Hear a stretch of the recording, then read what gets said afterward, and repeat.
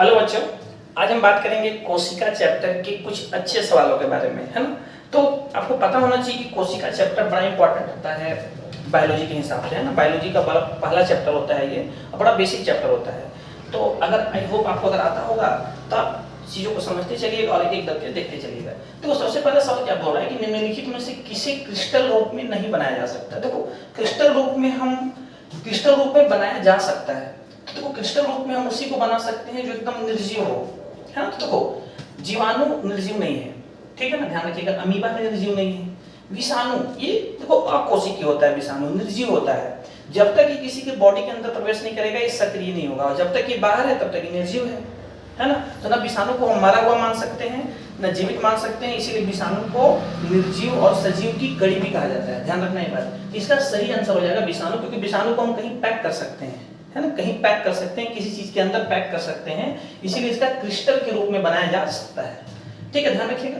तो पहला का आंसर कौन सा हो जाएगा? सी हो जाएगा। अगर बात करें कोशिका फूल जाएगी, कोशिका देखो कब फूलेगी, अगर हम बात करें कोशिका कब फूलेगी, तो वो कोशिका तब फूलेगी जब कोशिका के अंदर में पानी जाने लगेगा। और कोशिका के अंदर में पानी तभी जाएगा जब अंदर पानी की मात्रा कम हो और बाहर पानी की मात्रा ज्यादा हो। इसको बोलते हैं परासरण विधि, है ना। तो कोशिका के भीतर जल के अणुओं की सांद्रता उसके बाहर चारों ओर उपस्थित जल के अणुओं की सांद्रता से अधिक हो, नहीं भीतर नहीं, बाहर अधिक होना चाहिए। कोशिका के बाहर चारों ओर उपस्थित जल के अणुओं की सांद्रता कोशिका के भीतर जल के अणुओं की सांद्रता से अधिक हो। बिल्कुल, B option is correct, B option होगा।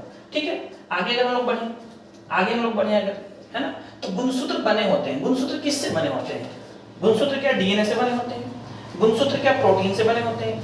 कि डीएनए और प्रोटीन दोनों से बने होते हैं कि आरएनए से बने होते हैं? तो बच्चों, गुणसूत्र किससे बने होते हैं? डीएनए और प्रोटीन दोनों से। डीएनए भी जो जनरली जो होता है हिस्टोन प्रोटीन यहाँ होता है, ध्यान रखिएगा, हिस्टोन प्रोटीन होता है। और उस हिस्टोन प्रोटीन के ऊपर में लपेटा होता है। वो जो हिस्टोन प्रोटीन होता है ना, हिस्टोन प्रोटीन, उसके ऊपर में ऐसे ऐसे डीएनए होता है। इसको हम लोग न्यूक्लियोसोम कहते हैं। कई न्यूक्लियोसोम से डीएनए ये पूरा गुणसूत्र का निर्माण हो जाता है, ध्यान रखिएगा। अगला अगर हम सवाल देखिए, अगर हम, है ना, अगला अगर हम लोग सवाल देखिए, एक मिनट,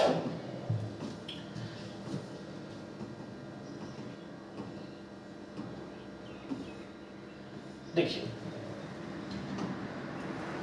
चौथा सवाल देखिए, इनमें से कौन सा कार्य राइबोसोम का नहीं है? देखो, राइबोसोम का कार्य होता है प्रोटीन का बनाना, तो ये प्रोटीन अणुओं के निर्माण में सहायता करता है। और प्रोटीन एक प्रकार का एंजाइम ही है ना, तो ये एंजाइम के निर्माण में सहायता करता है। बिल्कुल 1 और 2 सही है।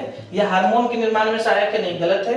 ये मंड का निर्माण करती है, नहीं गलत है। तो 1 और 2 सही है, ए ऑप्शन हो जाएगा इसका। ठीक है, आगे बात करते हैं हम लोग और फिफ्थ सवाल, है ना। फिफ्थ सवाल क्या है? इनमें से किसका संबंध अंतःप्रद्रवी जालिका से नहीं है?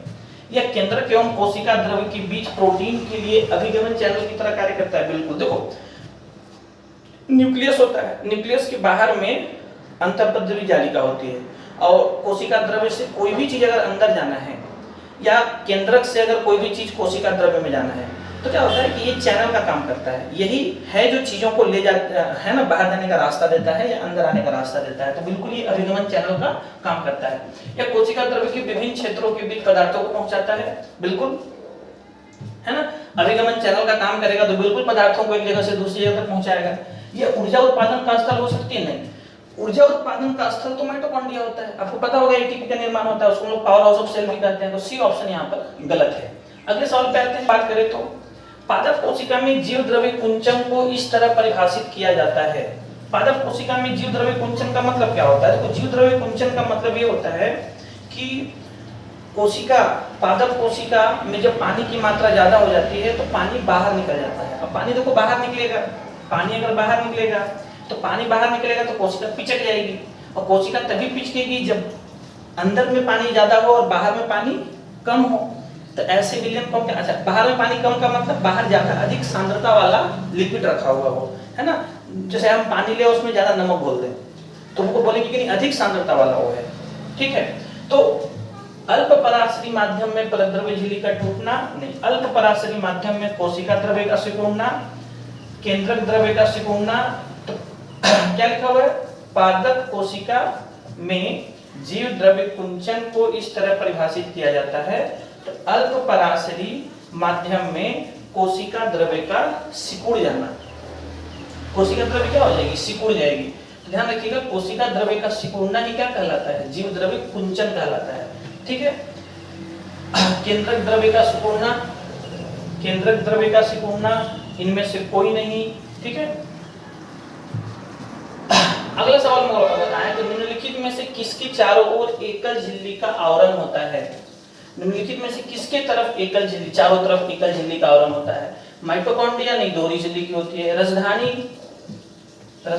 एकल झिल्ली की होती है, राजधानी एकल झिल्ली की होती है। लाइसोसोम भी दोहरी झिल्ली का, लवक भी दोहरी झिल्ली का। गलत वाक्य को ढूंढिए। गोल्जी उपकरण लाइसोसोम के बनने में शामिल होता है, बिल्कुल शामिल होता है। केंद्रक माइटोकॉन्ड्रिया एवं लवक में डीएनए होता है, इसीलिए ये अपनी संरचनात्मक प्रोटीन बनाने में समर्थ है ना, अपने ये प्रोटीन बना पाते हैं, बिल्कुल इनमें अपना डीएनए होता है।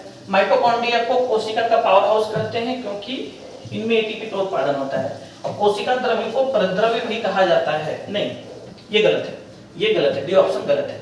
सही वाक्य को ढूंढिए। लाइसोसोम में भरे हुए एंजाइम रुक्ष अंतःपरद्रव्य जालिका से बने होते हैं, आर से बने होते हैं। बिल्कुल लाइसोसोम के अंदर जो एंजाइम भरे होते हैं ना, वो बिल्कुल आर बनाता है। ठीक है, रुक्ष अंतःपरद्रव्य जालिका एवं चिकनी अंतःपरद्रव्य जालिका क्रमशः लिपिड एवं प्रोटीन बनाती है। तो जो रुक्ष का मतलब है कि जो खुरदरी है, तो खुरदरी अंतःपरद्रव्य जालिका और चिकनी अंतःपरद्रव्य जालिका दोनों लिपिड और प्रोटीन का निर्माण करती है। तो ऐसा तो नहीं है, दोनों लिपिड एवं प्रोटीन क्रमशः लिपिड और प्रोटीन बनाती है। रुक्ष अंतःपरद्रव्य जालिका एवं चिकनी अंतःपरद्रव्य जालिका लिपिड और प्रोटीन बनाती है। अंतःद्रव्य जालिका का कोशिका झिल्ली के नष्ट होने से संबंध है, कोशिका झिल्ली के नष्ट होने से संबंध है। यूकैरियोटिक केंद्रक के केंद्रक द्रव्य में केंद्रकाव होता है। तो हमको सही वाक्य छांटना है, डी भी गलत है, केंद्रकाव नहीं होता है। ठीक है, अंतःपरद्रव्य जालिका का कोशिका झिल्ली के नष्ट होने से संबंध है, नहीं, ये भी गलत है। लाइसोसोम से भरे हुए एंजाइम रुक्ष अंतःपरद्रव्य जालिका से बने होते हैं, ये सही है। ठीक है ना, ये सही है, बिल्कुल आरी बनाता है किसको, लाइसोसोम के अंदर पाए जाने वाले एंजाइम को। केवल ए ऑप्शन इसका सही है। 11वां सवाल में आते हैं हम लोग। कौन सा कोशिकांग कोशिका के अंदर विषैले पदार्थ एवं औषधि को आविष रहित करने में मुख्य भूमिका निभाता है, और ये होती है चिकनी अंतःपरद्रव्य जालिका। अब जहर खा लीजिएगा ना तो हमारे लीवर के अंदर कोशिकाएं पाई जाती हैं, उन कोशिकाओं के अंदर में जो चिकनी अंतःपरद्रव्य जालिका होगी, एसीआर होगी, वो जहर को निर्विषीकरण करती है, हटाती है। तो सी ऑप्शन इज करेक्ट। कोशिका झिल्ली निर्माण के लिए आवश्यक प्रोटीनों एवं लिपिड का उत्पादन निम्नलिखित द्वारा किया जाता है। कोशिका झिल्ली निर्माण के लिए आवश्यक प्रोटीन और लिपिड का उत्पादन, तो प्रोटीन और लिपिड बनाता कौन है, तो प्रोटीन और लिपिड कौन बनाता है, अंतःपरद्रव्य जालिका बनाती है। गोल्जी उपकरण, कोशिका झिल्ली की माइटोकॉन्ड्रिया। कोशिका झिल्ली के लिए जो प्रोटीन चाहिए और लिपिड चाहिए वो कौन बनाता है, अंतःपरद्रव्य जालिका बनाता है ना। तो ए ऑप्शन इसका करेक्ट हो जाएगा। प्रोकैरियोट का अपरिभाषित केंद्रक क्षेत्र क्या कहलाता है, तो प्रोकैरियोटिक में देखो केंद्रक तो होता नहीं है, लेकिन जहां पर गुणसूत्र पाए जाते हैं उसके अपने, है ना, जहां पर धागेनुमा संरचना पाई जाती है गुणसूत्र, तो उस क्षेत्र को हम लोग केंद्रकाव कहते हैं, ध्यान रखिएगा। कोशिकांग जो सरल शर्करा को जटिल शर्करा में बदलने में शामिल है, कौन शामिल है जी, कोशिकांग जो सरल शर्करा को जटिल शर्करा में बदल सकती है। तो सरल शर्करा को जटिल शर्करा में कौन बदलती है, डी, गोल्जी उपकरण, है ना। गोल्जी उपकरण सरल शर्करा को जटिल शर्करा में बदल सकती है।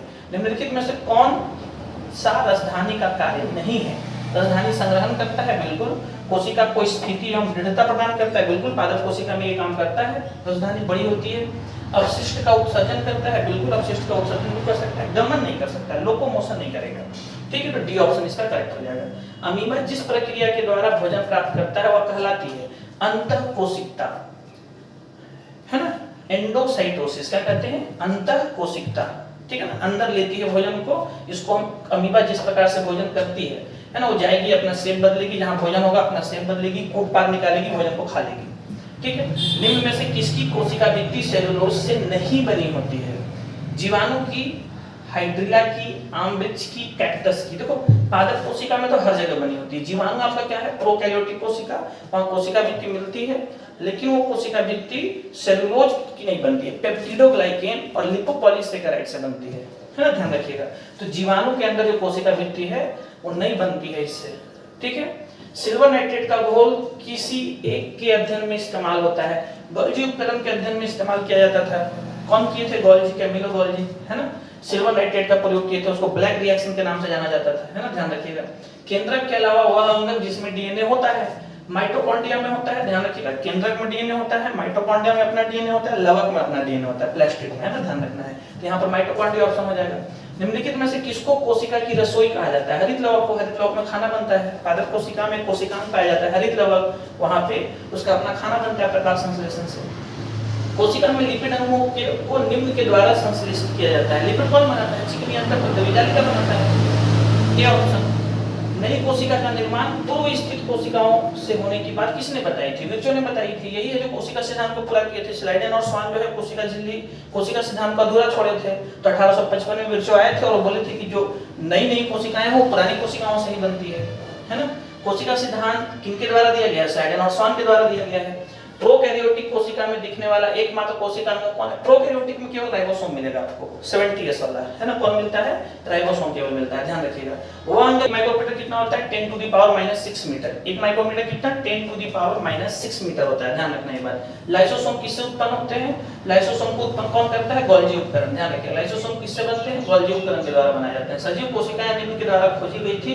सजीव कोशिकाएं लीवेनहॉक के द्वारा खोजी गई थी। मृत कोशिका कौन खोजे थे? Robert Hooke. निम्नलिखित कथनों में से विसंगत कथन को चुनिए। अर्धपारगम्य झिल्ली से होकर जाने वाले जल की गति उसमें घुले हुए पदार्थों की मात्रा से प्रभावित होती है। झिल्ली में से होकर जाने वाले जल की गति उसमें घुले हुए पदार्थों की मात्रा से प्रभावित होती है।